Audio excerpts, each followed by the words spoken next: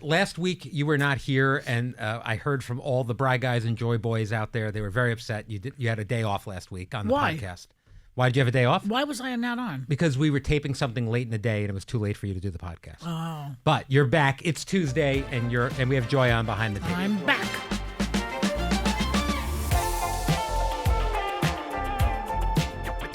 The Joy Boys and the Bry Guys are everywhere. I was in Boston this weekend doing my play, My First Ex-Husband. Yes. And they were all there. And a lot of them. They're bringing you popcorn when they see you. They bring me popcorn. They tell me how much they love it. That's great. Yeah. And they love the podcast. Yeah. See, I told you. It's you thought for a long time you were not a believer. In what? In the podcast, that people listened to it, that they cared about it. You were a skeptic. Well, I'm always skeptical about everything. Yes, we've known. But and like John Edward today, he said I'm negative. I keep saying positive. I'm a comedian. I've been a comedian my whole life. There's nothing funny about positive. I came out of my mother's making them laugh. That's my thing. Okay. Yeah. No, I understand. And so positive is not funny. What am I supposed to say? Oh, I'm so happily married. No, nobody laughs at that. No. Well, speaking of positive and negative joy, we started today's day. So Whoopi was out today. Yeah. But we got a last minute, late morning or early morning text from her saying she was out. So that I needed you to spring into action as both moderator, and we did a pre-tape today. And then we had all this late breaking news right before the show. So it was a intense morning. Yes. It was an intense morning. Yes. And then we had an odd show. It was not a bad show, but we had like Sarah laughing maniacally for no reason. She has she went berserk. Yes, I don't know exactly what that was, but we'll dig into that tomorrow on the podcast. But we had interesting guests. So we had John Edward, and you were saying you're a well-known skeptic. I am. Yes, I think on the show you've said this many times. I mean, I would, in a way, I'd like to believe it. Sure. You know, it's like religion and faith. I don't have much of that. I think it would be nice to have that, but I think it's something you either have or you don't. Do you have like a broader spirituality? Do you feel like there's something that you just can't really quantify? You know, I go along with Albert Einstein, who I dated. And he said one night over Pillow Talk, he said, listen, Joy, no one can understand everything. The human brain is not capable of understanding what came before, what goes after, where we're going, all of that stuff. So just relax. All so right. It's not that I don't believe or I do believe. I'm sort of an agnostic about it. Okay. What did you call Albert? Was he Al? Al. Al. That's nice. Yeah, I like Al. Yeah. But my son-in-law's name is Al, too. Wow. Yeah. Is that awkward? What? Is that awkward? Just saying, I know a lot of Als. I thought it was interesting that John Edwards said everyone should be a skeptic. And everyone should come to it that way. Yes, that's right. Even the FBI guy, I talked to him off camera, he's still a little skeptical. Yeah. He doesn't just buy into it 100% lock, stock, and barrel. What I like about it is we have as in many ways, we have all different views on the panel, and we have some people that just believe everything. I mean, Sunny Hostin, she's all in on aliens. She's all in on UFOs.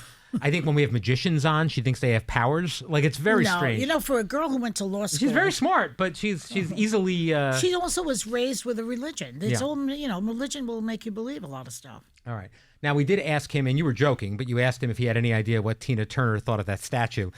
But he said something that was profound, I thought. He said, nobody in the spirit world ever cares about the things left behind when it comes to things like that.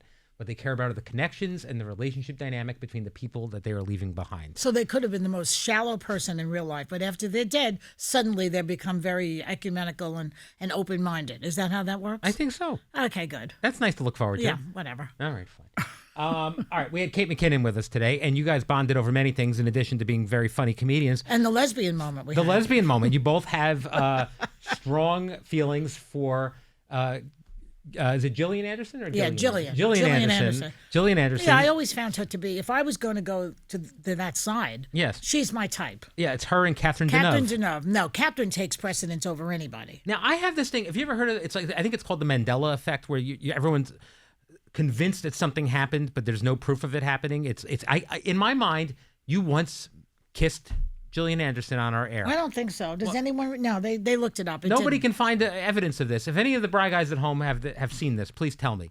Because you've kissed a lot of people. Well, I've kissed men and women on the show. Yes. But the women were Meredith Vieira, number one, Whoopi Goldberg. Mm-hmm. Sarah Silverman. Yes. And that's it? I think that's about it. I don't know. Hold on. Jane Fonda. And, of course, Jane Fonda. But any more would make me a slut. Yes. All right. Well, I'm now going to book Gillian Anderson just for that reason, so we can see what happens. Well, Kate has come out. Yes. Kate is out. So we were having a few laughs about that. Yes, you're still closeted. All right. Kate talked about growing up with her sister and how they started doing comedy together and making up characters with voices. As an only child, did you ever wish you had someone to kind of play off? No, because I had an entire Italian family at my beck and call, at my mercy. Joy, sing another song, tell another joke.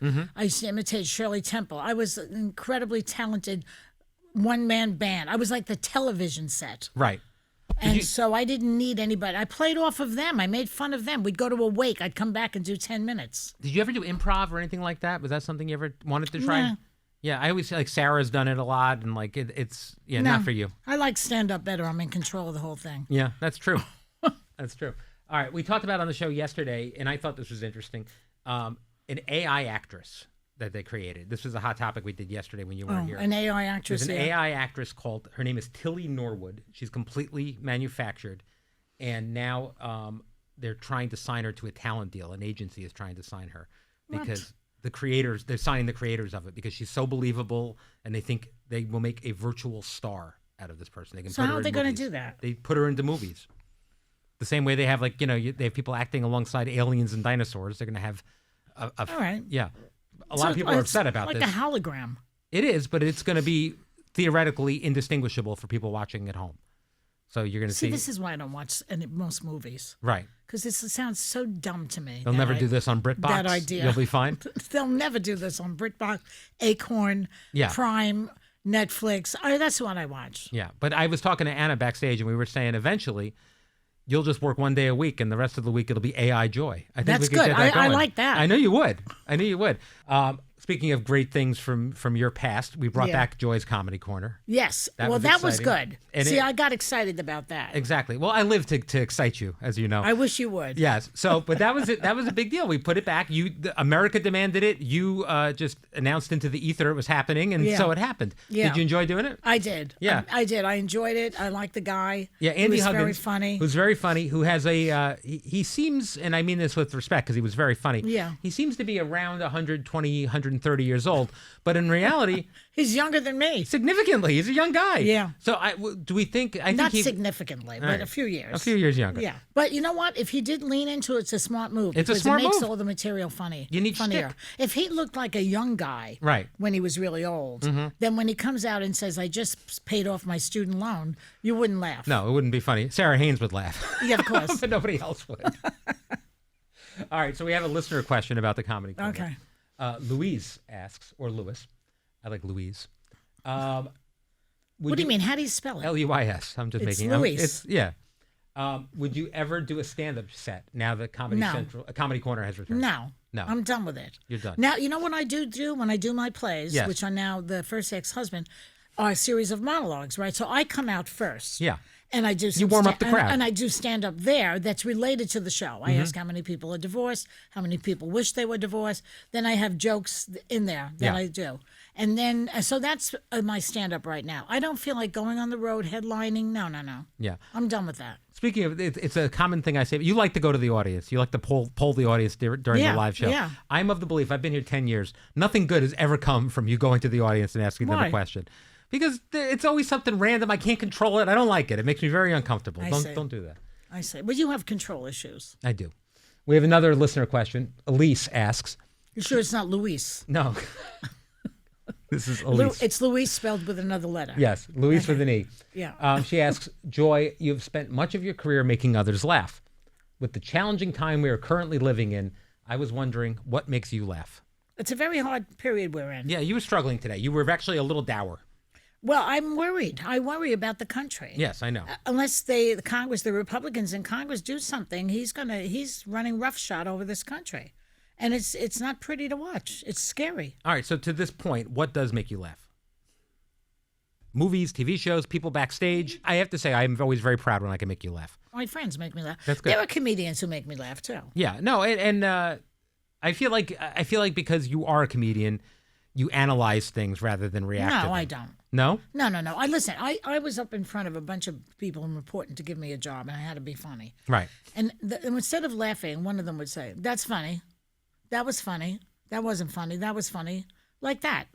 No, just either laugh or don't laugh. Okay, but here's the thing. I've worked with some very renowned comedians over the years. David Letterman, yeah. You, Whoopi Goldberg, and I used to produce a lot of stand-ups right. and people like that, and like Chris Rock and stuff like that. The thing that seems to be that I've found is that for a big comedian like you guys, if somebody came to you and said, I just saw this thing, it's the funniest thing in the world. You'll never look at it. Yeah, there's nothing that would make you want to see something less than other people telling you how funny something is. Well, I never liked when they introduced me in the past as one of the funniest women in America or the funny person. Don't do that. Don't raise the expectation. Raise the expectation. Lower the expectation. Yeah, maybe that's why I can get a laugh. The expectation is so low. That's true.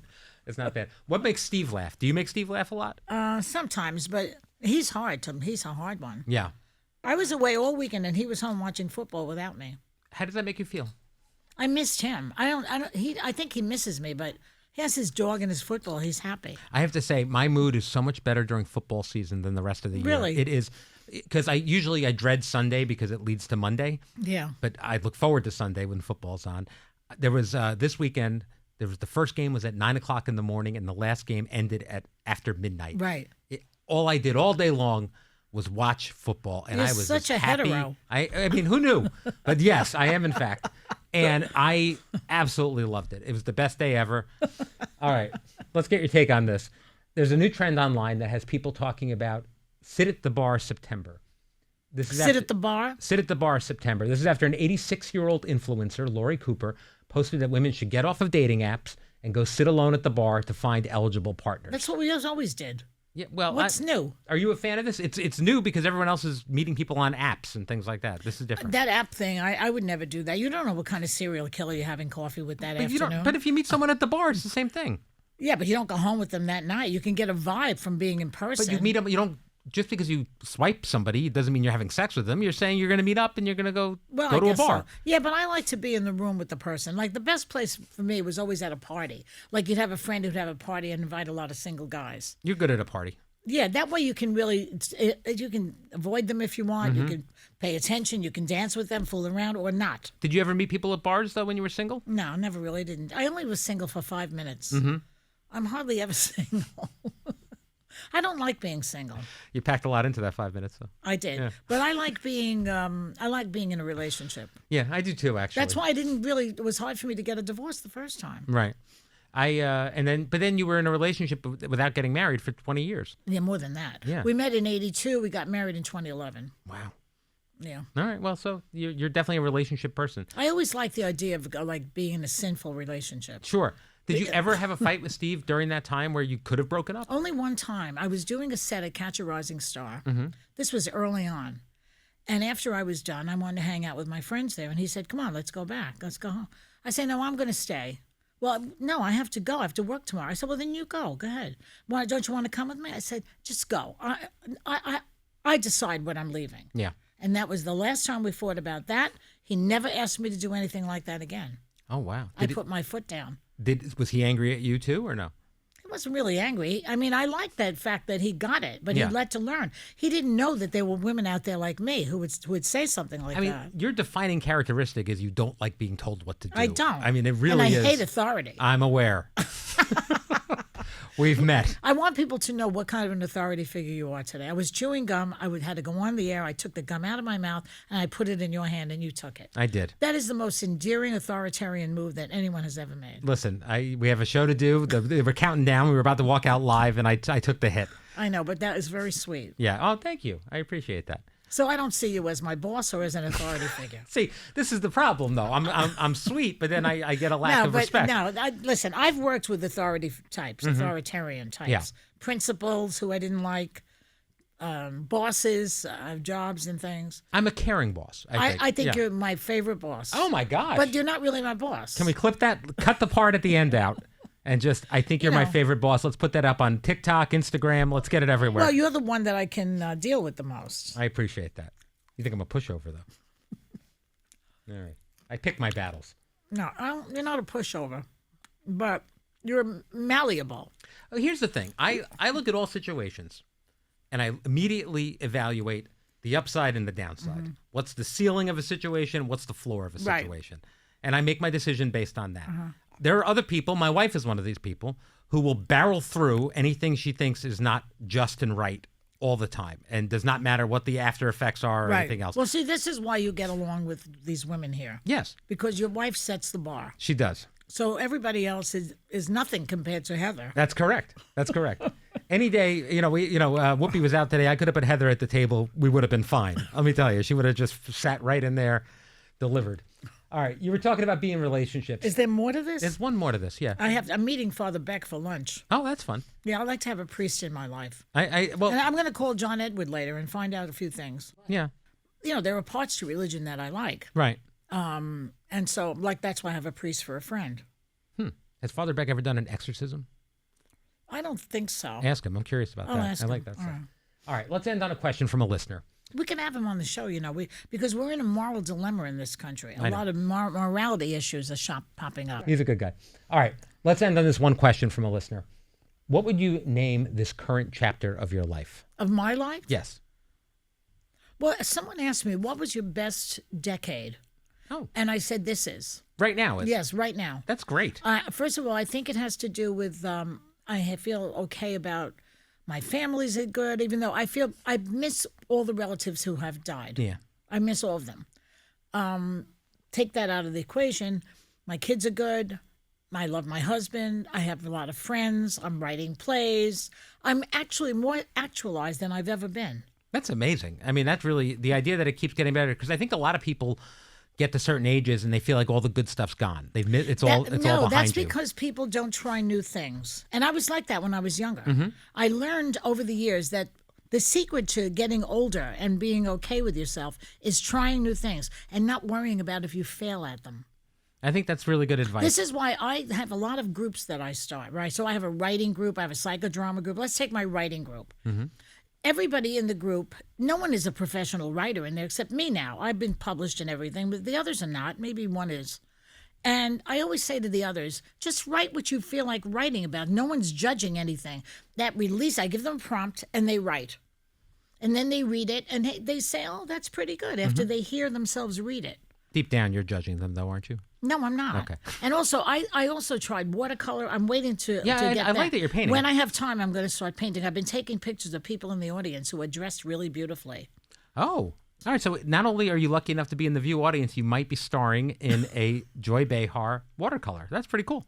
A lot of actors turned to Tony Curtis became an artist, and a few others. George W. Bush.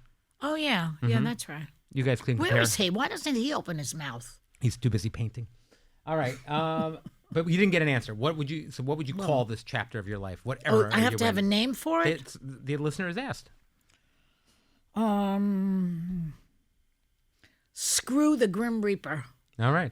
I would have gone with the epilogue. But either way. No. Fine. This is like Act 4.